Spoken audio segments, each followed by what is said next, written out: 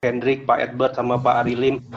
Nah, ini mumpung para suhunya lagi ada di sini semua nih Pak, jadi saya tertarik untuk tadi kan di video awal dibuka Bu Sri Mulyani masalah bisnis e-commerce dan sebagainya. Nah, saya tahu juga backgroundnya Pak Hendrik ini insurance, Pak Edbert importir, Pak Arilim properti.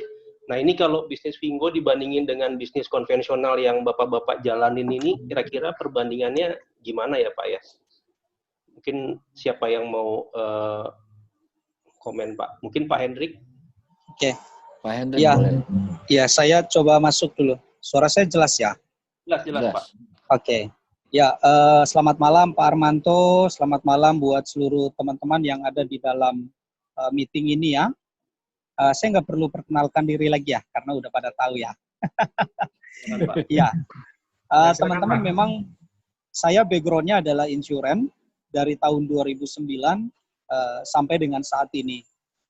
Nah, banyak suka duka yang saya hadapi di dunia asuransi.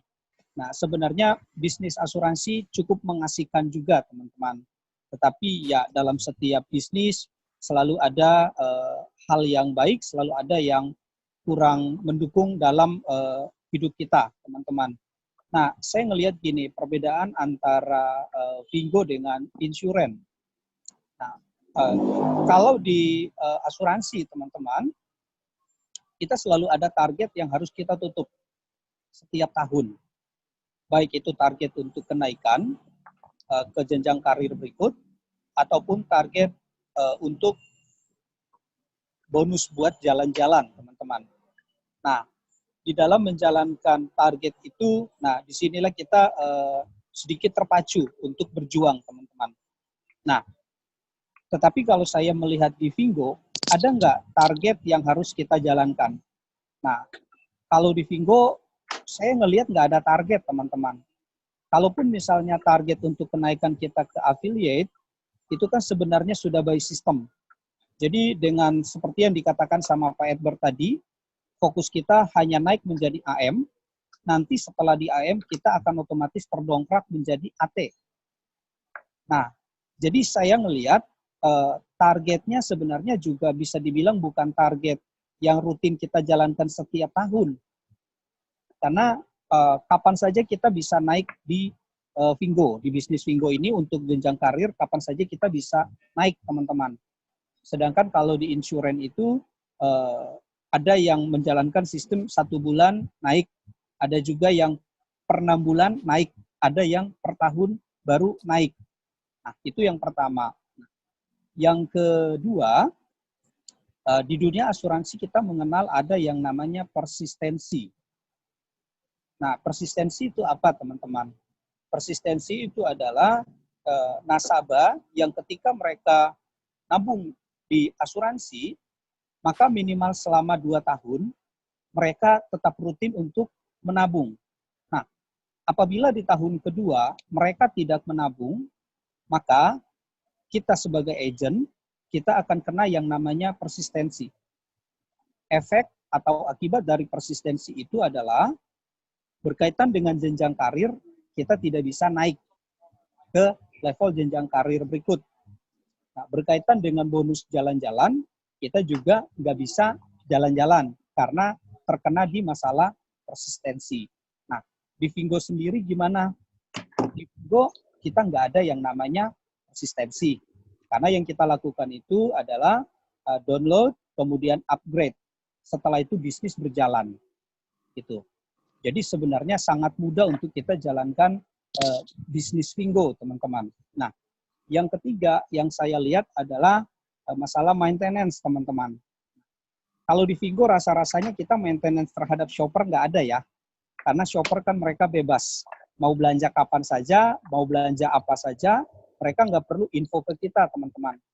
Mungkin kalau di Vingo, maintenance kita itu hanya kepada tim.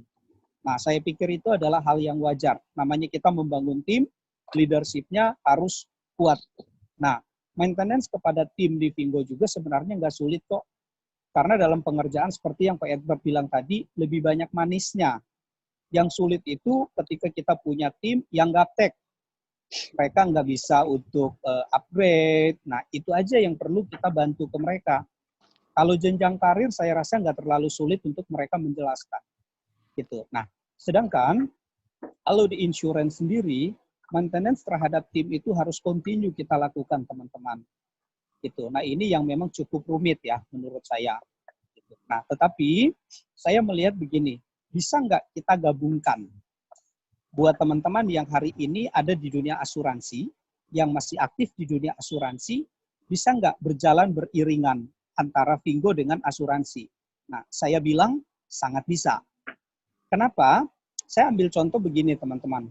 Nah, salah satu kendala yang sering dihadapi oleh agen asuransi adalah ketika nasabah tidak mampu lagi membayar premi di tahun kedua.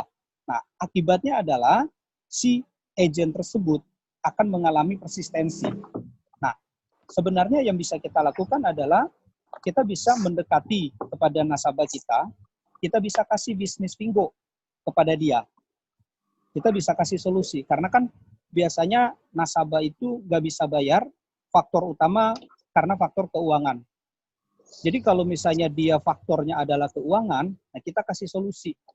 Kita datangin nasabah, lalu kita bilang, Ibu, ini ada bisnis bagus, biayanya sangat murah, Ibu bisa jalankan ini bisnisnya di mana saja, kapan saja.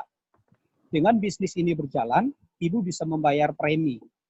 Jadi mungkin buat teman-teman yang hari ini masih aktif di dunia asuransi, saya sarankan datang kepada nasabah Anda, kasih tahu bisnis Fingo, biar dia join bisnis Fingo, premi dia di asuransi jalan lancar, persistensi Anda di asuransi lancar, bisnis Anda di Fingo meningkat drastis.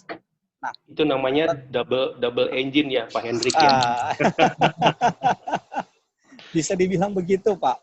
Jadi dari insurance pun kita bisa dapat prestasi yang baik. Nah, di Fingo sendiri pun otomatis kita akan mengalami peningkatan, baik secara tim maupun income.